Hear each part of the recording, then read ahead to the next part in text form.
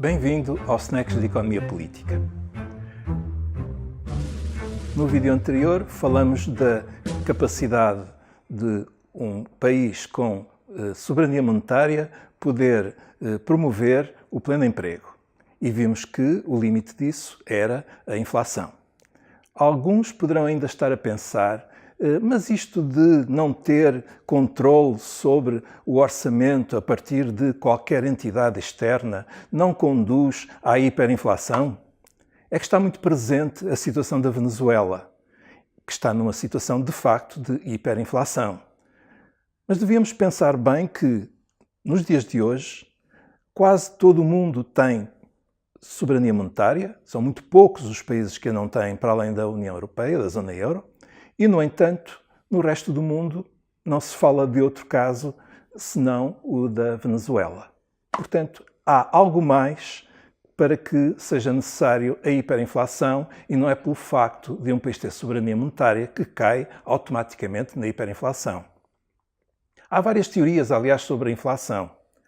Várias causas que são apontadas. Uma delas, a que vimos no anterior vídeo, fala da procura. A procura, à medida que se aproxima do pleno emprego, gera certamente pressão inflacionista, pelo menos em alguns setores da economia. Mas daí a gerar uma inflação elevada ainda vai uma grande distância. Há outras causas. Por exemplo, um choque externo. Imaginem aquilo que já conhecem, choques petrolíferos. Há também uma outra causa, a luta social entre sindicatos e patronato, no sentido de uma partilha mais equitativa do bolo da produção, do rendimento. Comecemos pelo choque petrolífero.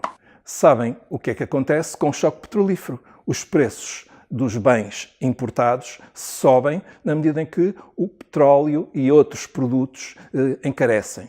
E temos uma disseminação na economia de uma subida de preços que conduz a reivindicações para um aumento de salários. Esses aumentos de salários normalmente conduzem a uma luta com uma espiral salários-preços. Acontece que a economia com salários mais elevados, preços mais elevados, é uma economia que perde competitividade na concorrência internacional. Os empresários veem as suas margens de lucro esmagadas porque os seus custos são superiores aos da concorrência. Tornaram-se assim nesse processo de espiral preços-salários.